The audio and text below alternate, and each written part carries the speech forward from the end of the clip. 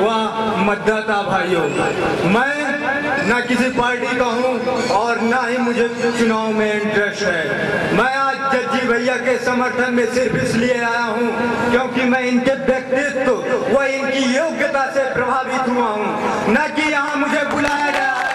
मैं अपने आप इनसे कहने गया था कि मुझे एक बार आप इस मंच पर मौका दीजिए अशोकनगर की जनता को जागृत करने के लिए। मैं अपने रूम में बैठा रहता था, चुनावी माहौल चल रहा था, मुझे क्या लेना देना, लेकिन मैं भी एक जिम्मेदार नागरिक हूँ इस देश का और अशोकनगर इस देश से अलग नहीं।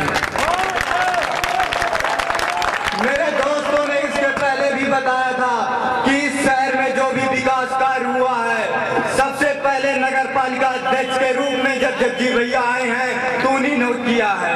मैं 2-2.5 साल से यहाँ रह रहा हूँ, लेकिन इस शहर में मैंने कोई बदलाव नहीं देखा।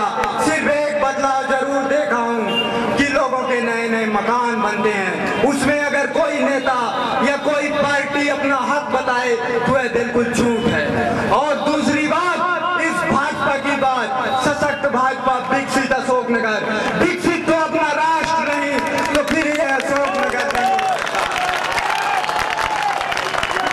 दूसरी चीज मैं ये बताना चाहता हूँ कि अगर भाजपा पार्टी वाली बात है तो आप 5 साल से देख ही रहे हो, मैं भी देख रहा हूँ, मेरे साथी भी देख रहे हैं। यहाँ ना तो पानी पीने की सही ढंग से व्यवस्था है, हम गंदा पानी पीने को मजबूर हैं, ना रोड है, धूल से भरी हुई है। हम कॉलेज तक जाते हैं अपने घर से तो धूल से हमारे कपड़े सन जाते हैं, और अगर पानी गिर देता है तो हमारे जूते खराब हो जाते हैं। इसका जिम्मेदार नगर पालिका अध्यक्ष हो जो अभी तक था।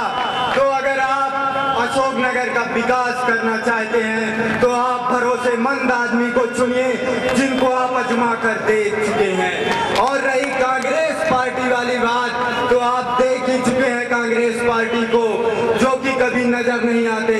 हम भी 2-2.5 साल से हैं, यहाँ चुनावी माहौल चल ही रहा, कभी लोकसभा का चुनाव तो कभी विधानसभा का चुनाव। इनको मंच पर मैंने जरूर देखा था, इनको बोलते हुए मैंने देखा था महाराजा के लिए वोट मांगते हुए, लेकिन अरविंद सिंह टिंकू भैया को मैंने कभी नहीं देखा। और मैंने अशोकनगर में एक चीज और देखी है, लोगों से मैंने सुना है, मैं इस चीज को मतलब सही ढंग से नहीं जानता, लेकिन मैं ये बताना चाहता हूँ कि मुझे किसी से घृणा नहीं है, ना किसी पार्टी से दुश्मनी है और ना ही किसी आदमी से। मुझे तो सिर्फ ये मालूम जब चला कि यहाँ पैसे के दम पर चुनाव लड़ा जा रहा है, और आप देख भी रहे हो कि जो आदमी पार्टी का नहीं उसे टिकट मिल जाए और जो आदमी पार्टी का हो उसे टिकट ना मिले। दूसरी चीज मैंने देखा, अशोकनगर की जनता बहुत भावनात्मक है। आप भावनात्मक हैं तो भावना का मतलब ये नहीं कि आप दूसरे की भावना में बह जाओ। जो लोग पैसे के दम पर चुनाव लड़ते हैं उन्हें दिखा दो कि हम पार्टी से नहीं, पार्टी हमसे है, नेता हमसे नहीं, नेता हमसे है, हम नेता से नहीं। हम जनता है, जनता की ताकत को उन्हें बदला दो। मतदाता का मतलब होता है महान दाता, क्योंकि वह लोगों को सिंहासन पर बैठाता है। और दूसरी चीज मैं ये बता दूं कि जो लोग बोल रहे हैं कि हम पैसे के दम पर चुनाव लड़ रहे हैं या पैसे से जनता को खरीद लेंगे, वो लोग जनता को बदनाम कर रहे हैं।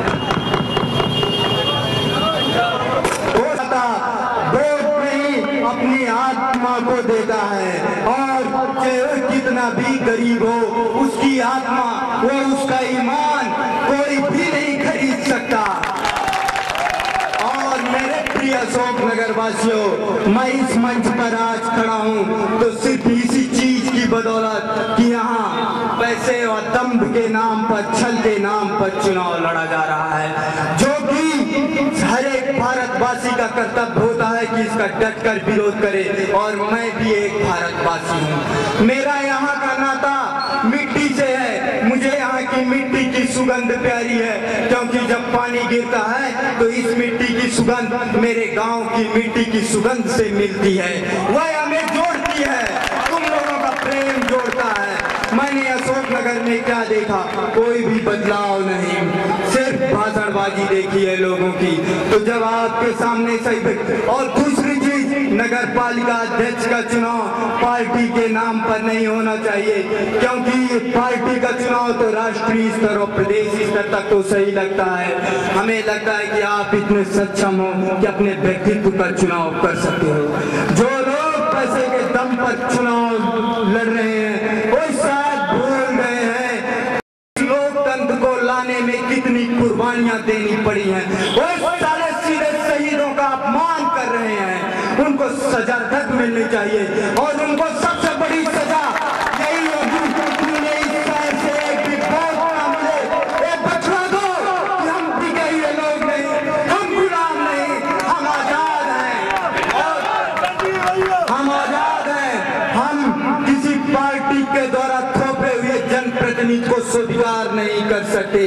हम अपने द्वारा चुने हुए जनप्रतिनिधि का हम उसे चुनना जानते हैं जो योग्य हो। और दूसरी चीज, अगर कोई कहता है कि पैसे में ही हम वोट दें, तो मैं उसे बताना चाहूंगा, लोग अपना पसीना बेचते हैं, अपना खून तक बेच देते हैं, किडनी तक बेच देते हैं, लेकिन वोट लोकतंत्र की आत्मा है, और आत्मा शायद ही कोई मूर्ख बेचता हो, क्योंकि उसे मरना पड़ेगा। दूसरी चीज, अगर आप पैसे की लालच में वोट दे भी देते हैं, तो मैं ये वादा करता हूं और मैं बिल्कुल चैलेंज करता हूं कि अगर जो पैसे के लेकर उन्हें वोट देंगे तो ये ध्यान रखना, वो जितना पैसा दे रहे हैं 5 साल में उससे कई गुना तुमसे वसूल लेंगे। और पैसा कोई खर्च करता है तो सिर्फ इसलिए कि वह वसूलेगा, किसी के पास कितना भी पैसा हो वह अपने घर पैसा नहीं बर्बाद करता। उनसे पूछना जो पैसा बर्बाद कर रहे हैं, जो चुनाव में पैसे को पानी की तरह रहे हैं, जनता को खरीदने की बात कर रहे हैं, उन्होंने क्या इस पैसे के दम पर कभी किसी गरीब का भला किया है या कोई कार्य किया? अशोकनगर में सार्वजनिक मैं नहीं मानता कि उन्होंने किया होगा। अगर किया होता तो वह जनता की भलाई की बात करते, न कि अपना अमूल्य मत दो, और मत ही नहीं, लोगों को भी, सबको, जो नहीं आए, जो आए तो ठीक है, जो नहीं आए उनको भी प्रेरित करो कि सिर्फ इन्हें हिम्मत मिलना चाहिए, सिर्फ केले के निशान पर वोट मिलनी चाहिए। मैं इस मंच पर किसी के कहने से नहीं आया, मैं आज सुबह भैया से मिलने गया था, क्योंकि मुझे भी इच्छा हुई, मेरी आत्मा ने जवाब दिया कि तेरे अशोकनगर में क्या हो रहा है, क्योंकि मैं भी रह रहा हूँ, मैं भी यहाँ का पानी पीता हूँ, मैं भी इस रोडों से गुजरता हूँ, तो मेरा भी हक है कि मैं अगर जिसे चाहता हूँ, जिससे प्रभावित तो जनता के सामने व्यक्त कर सकूं।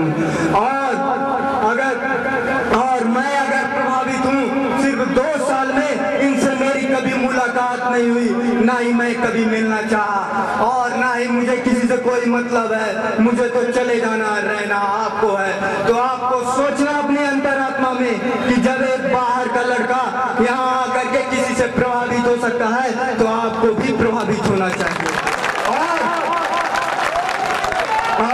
अपना मत भैया के समर्थन में करो, ताकि ये पूरे देश को पता चल जाए कि जनता किसी पार्टी द्वारा चुने हुए जनप्रतिनिधियों को चुनना बस नहीं जानती, वह अपने बीच के योग्य